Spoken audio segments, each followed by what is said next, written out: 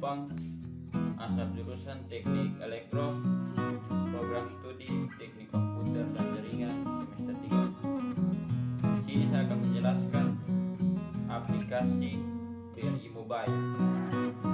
Nah, ada beberapa rumusan masalah yang akan kita bahas di sini, yaitu yang pertama, apa fungsi dari aplikasi BRI Mobile. Terus yang kedua, apa saja tool-tool yang ada pada aplikasi BRI Mobile dan apa saja fungsi dari tool-tool tersebut. Yang ketiga, data apa saja yang diinput, diproses dan di-output dalam aplikasi BRI Mobile tersebut.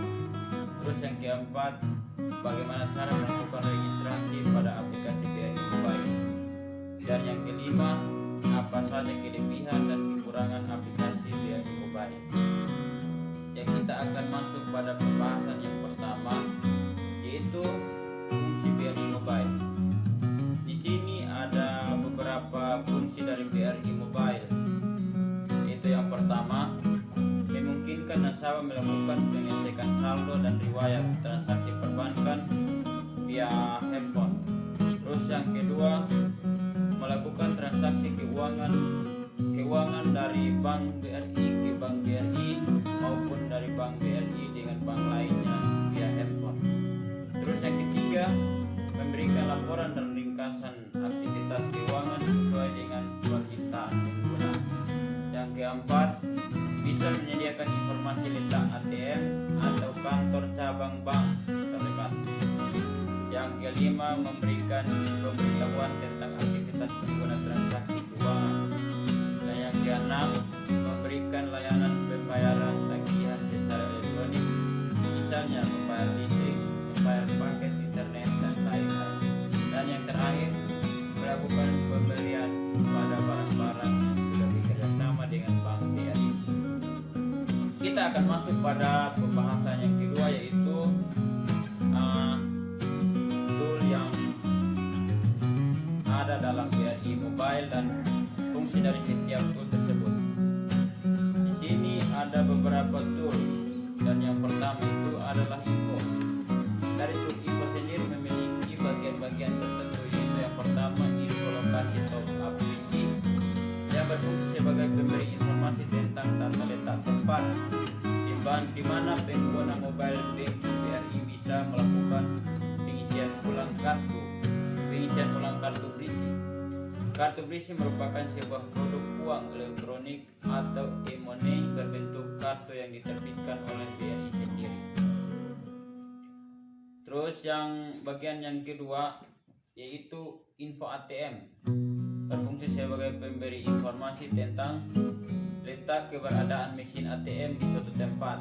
Biasanya tool ini berguna bagi orang yang baru pertama kali ke suatu tempat dan ingin menggunakan mesin ATM, akan tetapi belum mengetahui letak mesin ATM di tempat tersebut, maka pengguna mobile banking BRI bisa memanfaatkan tool ini.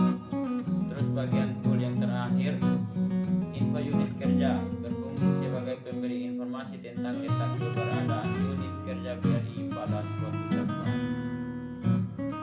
Yang berikut, info merchant guide. Pada tool ini pengguna diberikan informasi mengenai sarana pembayaran belanja secara online.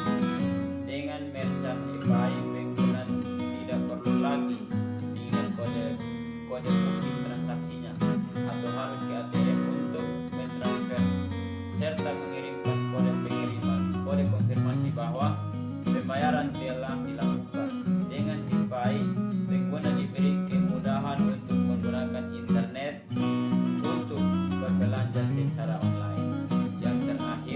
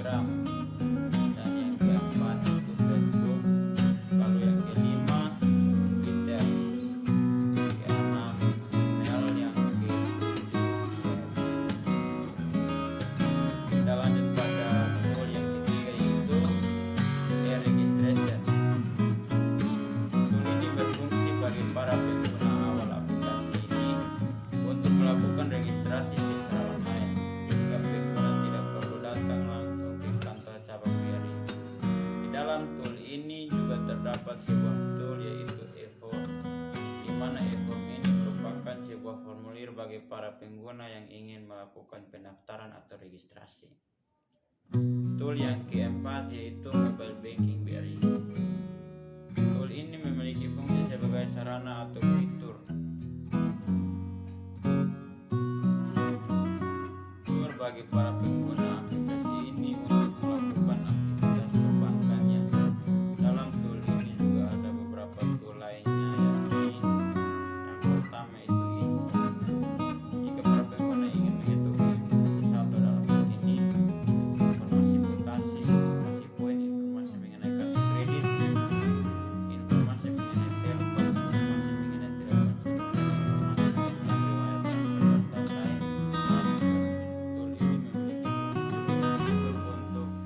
dan lain-lain.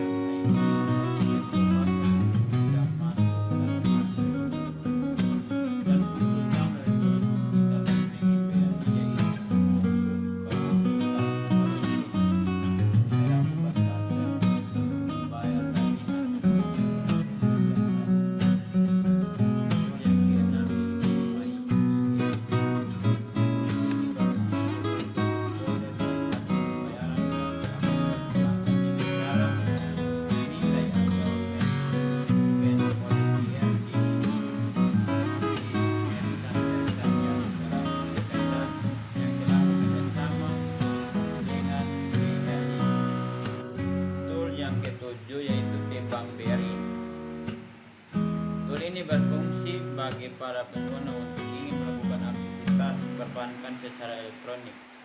Dalam tool ini ada juga beberapa tool di dalamnya, yaitu cek saldo, bayar, kirim ulang, minta kode akses, cek agen, isi ulang, ubah PIN, registrasi, dan lain-lain.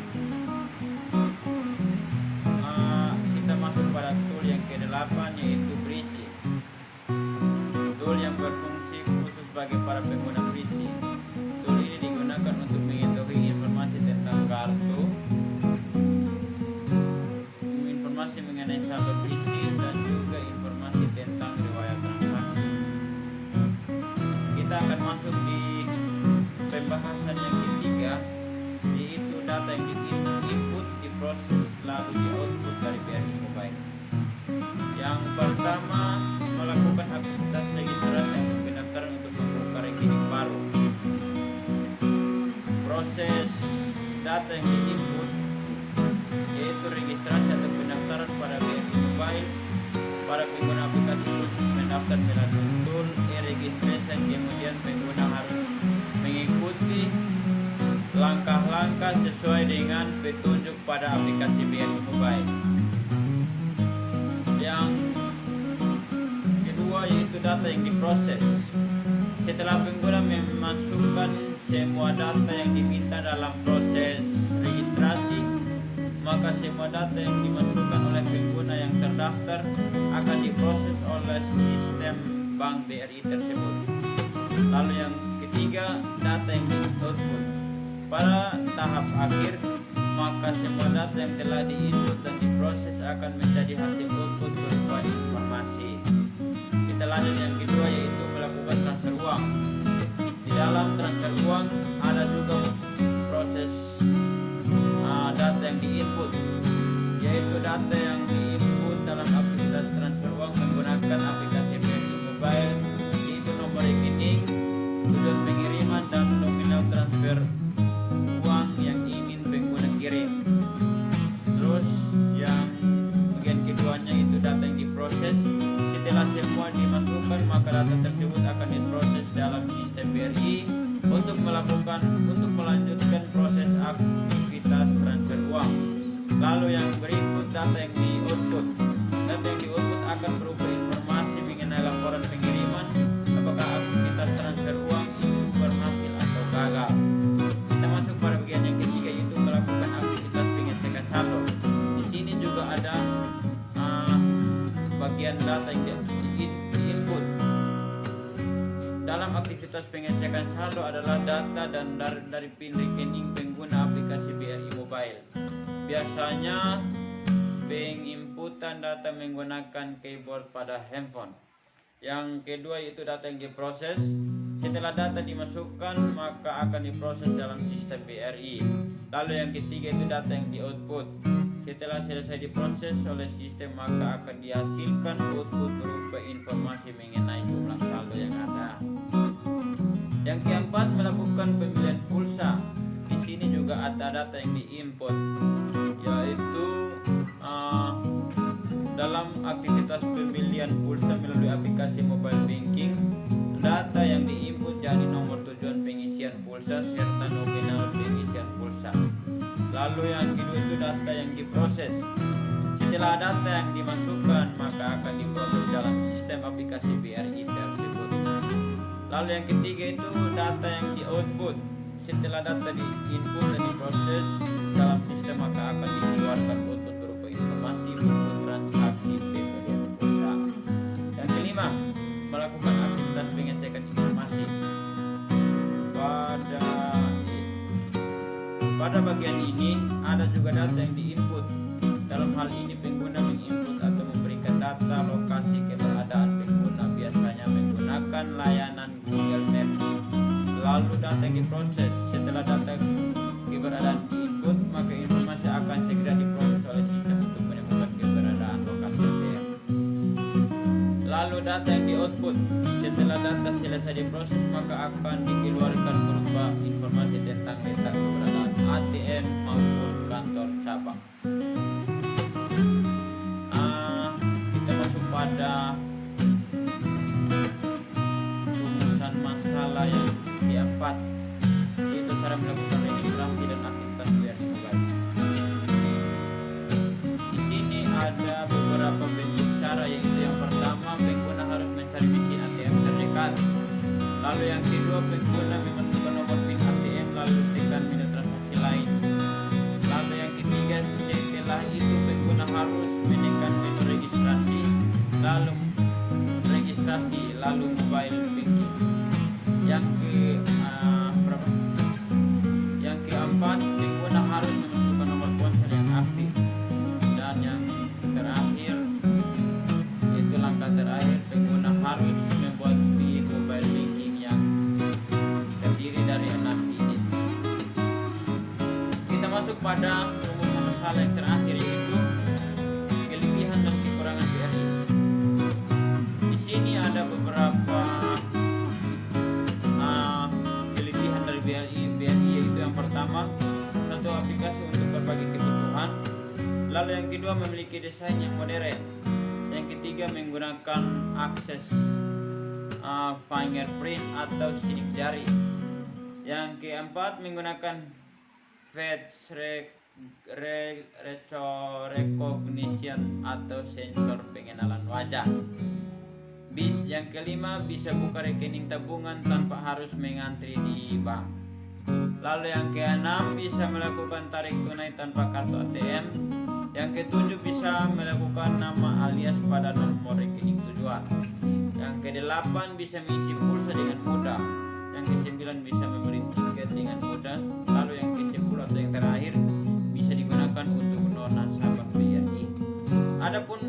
beberapa kekurangan dari BRI Mobile, yaitu yang pertama harus ada jaringan internet. Pengguna BRI Mobile ini harus dilengkapi dengan internet yang mumpuni. Tak jarang ada transaksi yang gagal dikarenakan koneksi internet tidak cukup memadai. Yang kedua, seringkali menjadi target pembobolan. Kita sudah sering mendengar tentang ada rekening dari nasabah yang dibobol. Hal seperti ini sering terjadi karena kelalaian dari nasabah itu sendiri. Mungkin dari saya